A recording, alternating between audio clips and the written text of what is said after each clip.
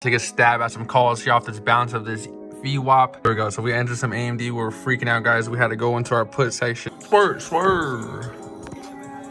Broke through, came to retest, rejected one more time, and here we are rejecting one more time, guys. It's based off this risk reward model and trying to take 1 to 3 entry models. If you need to adjust this due to your portfolio size or you think this is too tight, you can literally add an extra 5% down and make it 15% stop loss.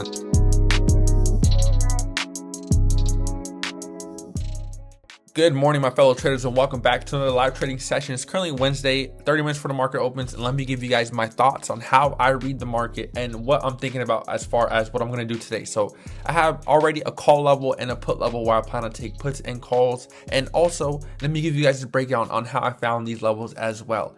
First, very simple, guys. Go on the higher time frame, 4 hours, and read what the price action and what the market's doing and where we headed in what direction. You guys can already see that we already have been in a very strong downtrend ever since last week. We kind of did start to chop here. You guys can see last week. This is last week. We did chop around here, try to push up on Monday, which is yesterday, rejected this general area, and now here we are currently. When I said I rejected this general area, I mean this area right here. You guys can see we bounced, broke through, came to retest, rejected one more time, and here we are rejecting one more time, guys. Now, if I hop down to even a lower time frame, let's go on the 1 hour time frame. Now, you guys can see even on the 1 hour time frame, again, let's just read price action. Bounced here a little bit, broke through on this day since the trend is very strong to downside, came to retest in the pre-market, rejected, chopped around, guys, which is very dangerous. Again, rejected this general area one more time, and now here we are. On the 1 hour time frame, we're kind of creating this little bit of a head and shoulders, but that doesn't necessarily mean anything to me other than a very nice put potential area at this level right here, 559.09. How did I get that level, guys? Look at this candle here. It's at 559.06. This candle here is at 559.05. So honestly, 559.05 and 06 sound actually a lot better. So let's just do 05. So anything below this level, I'm definitely going to be taking some puts below this area. 1 hour time frame even has a head and shoulders, like I just mentioned. You guys can see, and we'll see what it does. I mean, head and shoulders don't always hit. And then my call level is above 563.20. Now, why is that? It's very simply because if it does get above this general area, let me hop on the 4 hour time frame. This looks like a nice area of some calls. Plus, it's a very solid level, and I do believe either one's gonna hit. So those are my very simple, quick levels of support and resistance. And seeing that we rejected this area, we have Jerome Powell speaking on the interest rate decisions. So we got to be very mindful of that. Anyways, let's see what we can catch today. Hopefully we can catch some good trades, and we're going to live record them as always. Puts look amazing here. Now, I'm not going to lie, it's FOMC today, so I'm a little bit rattled and trying to catch a reversal because you can see right here on the 5 minutes, we got a very strong breakout. Volume's holding very well, and we got a very strong push to the upside. Now, the only thing is on the hourly time frame, you guys can see we're actually just retesting this area, plus a very nice volume shelf or volume profile area. This is a very nice, I believe, a pivot. You guys can see on the hourly time frame, this is my big resistance level. Hit this area, broke above, got, broken back down to the downside, rejected, chopped around here, and here we are in the pre-market. Hit this area again one more time. And so it looks like it could reject, to be honest. So the 15 minutes just closed now, as you guys just saw that. 5 minutes just closed a little bit weak as well. So I don't know. I mean, I almost want to slap one, but we'll see. Candle closes here in about 5 minutes, guys. And I'm so tempted to slap puts. Apple's falling off a cliff. Nvidia is below this resistance, and AMD is still below pre-market highs. And also it's right here at pre-market lows, so it could easily reject. I understand why AMD does this shit. I'm trying to enter some AMD puts because I think AMD has the most room to fall. But here we gotta go. We gotta go over here ASAP and put in our order, guys. Here we go. So we entered some AMD. We're freaking out, guys. We had to go into our put section and go pick up a contract. But yeah, now we're in some AMD puts.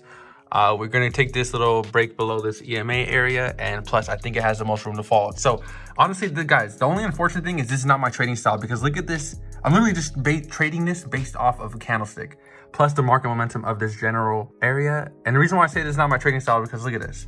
It's literally in the middle of this.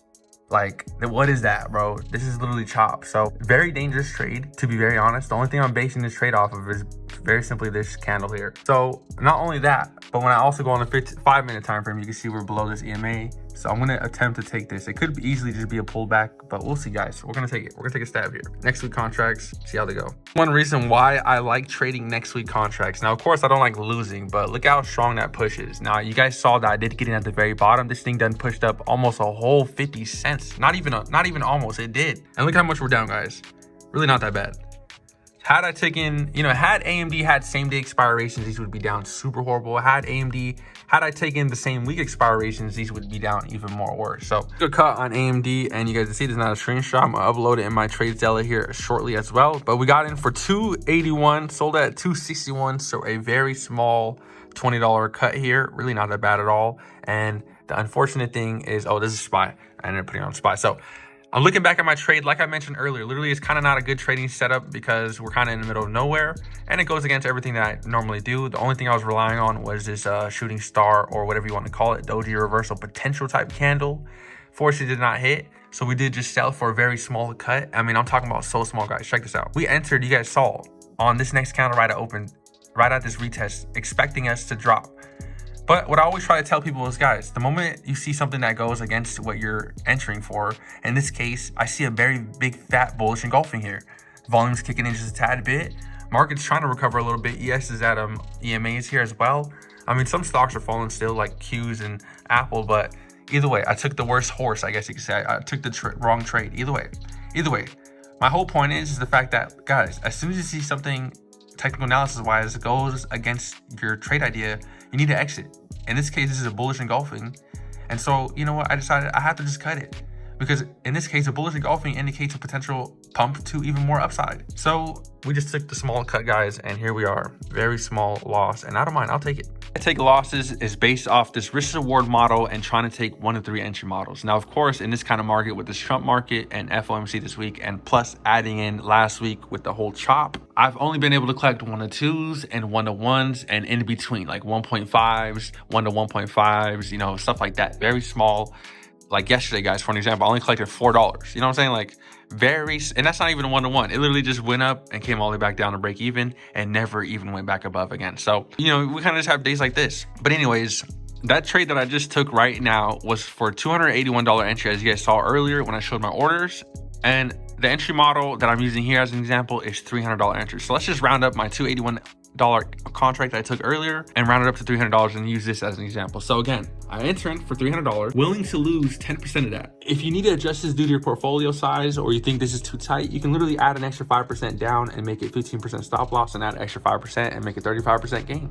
Either way, every time you enter, I try to follow a very simple model like this, because when I enter, I lose $30 a trade to try to gain 90. I'm willing to lose 30 to try to gain 90. Now, of course, guys, sometimes you enter on a break and retest, it pumps up, you see a nice 20%, comes all the way down and never pumps up again, and it just comes down. You just have to cut it, or sometimes you take a loss, and those happen. Or the best case scenario, which you got to learn to hold as well, it takes discipline, is you get the break and retest entry, holds up, pulls back just a little bit, you're only down about 5%, or you're only up about 5% from a 20% contract, then it pumps back up again, and now you're hitting your price target. Or you do 20%, where boom, it rejects, wait for the breakout, boom, breaks out, hits the retest, and I'm sorry that this is not drawn all the way, pumps up, you sell here, and it continues on.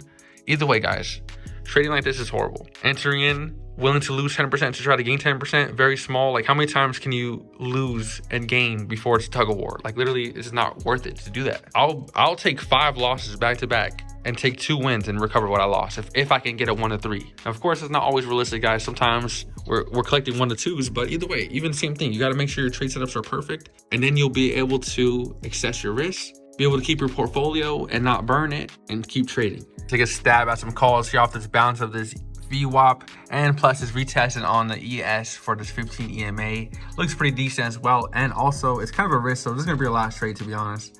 But because it's also bouncing at this level that I called out just a little bit, not too exactly there, but we're gonna take it either way, and this is gonna be our last trade. But we're currently just up 3%, but we need a big push. Kind of risky though, so we'll see what we can catch. Play some Yeet to get this shit pumping, guys. You gotta play some money making music sometimes. Look at that volume on a 15-minute time frame, and we close in about another 5 minutes, but everything's getting pumped. Swerve. Fat 15-minute candle. We need everything to go crazy here. Seeing 15%. Of course, we need more, because not only are we trying to recover, but we're also trying to hit 20% at least. Come on. You see SPY's a little bit struggling here, and we don't want it to just be a lower high. Now, of course, the way to tell if that is going to happen, of course, is also following market momentum, reading order flow, reading level 2, seeing which orders are getting filled, and such. But currently, we just exited for you guys to see our orders here. So check this out, guys. Literally, we're just break even within these past 2 days. Took 281 cons, sold at 261, $20 loss. Took 177 cons, sold at 193. $16 gain, because you guys can see just a $4 gain on the day. Now, yesterday we literally made $4, so horrible. But anyways, this 15-minute candle does look pretty strong, but you know what honestly scares me or makes me skeptical about this whole market is the fact that, okay, it's FOMC today, guys, right? Look at the volume. Where the fuck is the volume? That volume is gone, guys. There is nothing here. Now, of course, you can catch some very good trades, which is what I try to do, which unfortunately, that AMD one again, guys, I'm glad I got out because it ended up pumping. But this SPY one here, I try to take the call entry as close as I could to my call out level that I called out in the Discord. Plus, I put on my main tab, you guys can see it's also around the same area too. But anyways, very good solid candle. I just don't trust it because really in retrospect or in general, in reality, look at this. There's no volume. What is this volume? And plus, look at this. Look at where we're rejected. Like theoretically, lower high, and again another lower high. So I mean, if anything, I would just exit and maybe look for some puts. Trades for me today because I took my 2, and we're gonna go over the TradeZella and also show you guys the transparency, how it lines up with our 1400 Charles Schwab. But yeah, guys, so I just recently got TradeZella on this day here on Wednesday of 2025 of March. Recently just got it because I decided, you know what, I want to track my option trading account. But you guys can see here, last week we made 119, and literally right now we're literally break even $0. This week so far is pretty slow. Last week was very slow, and if you honestly look at my trades, I'm basically taking 1-to-1s. $65 gain here, boom, no trades for the rest of the week. Then on this day here on Monday, which if you guys don't believe I took no trades, if you guys don't believe me that I didn't trade these 2 days and this day, I did already a video, me showing the transparency, me going back and showing you guys my orders of the day of these days and showing you guys that I literally took no trades. So there's no way anybody can call me out and say that I traded these days when I have actual proof, evidence that I did not trade these days. That can back up that I did not trade, which I already did a video on that. But anyways, I opened up some shares here on some PSTV, carried them over, and again, another $66 day. 2 trades though here, from 1 carried over, and I took, I believe a loss, or I forget exactly what had happened that day for me to only make $66. I think actually I made $30 off the shares, and it made another $30 to put me only at 66. But either way, on average, around $60 for these 3 days. Then I lose 57 here, make another 60, and then here's the fresh week. Kind of just a slow week, guys. Same thing, you know, lines up with my P&L over here. $4 loss off the 2 trades that I took off AMD and SPY. And there's my 1400 Charles Schwab account, and here is my 1400 Charles Schwab account. Same thing.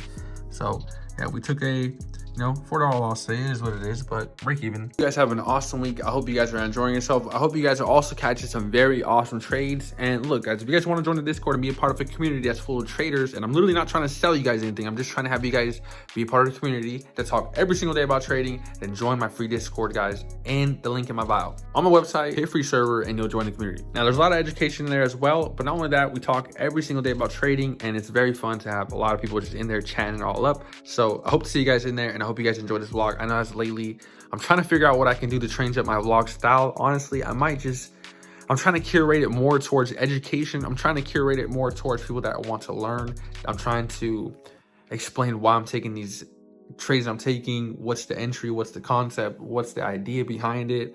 I want to be more educational. So anyways, with all that being said, I hope to see you guys on tomorrow's vlog, and I'll catch you guys in the trade zone.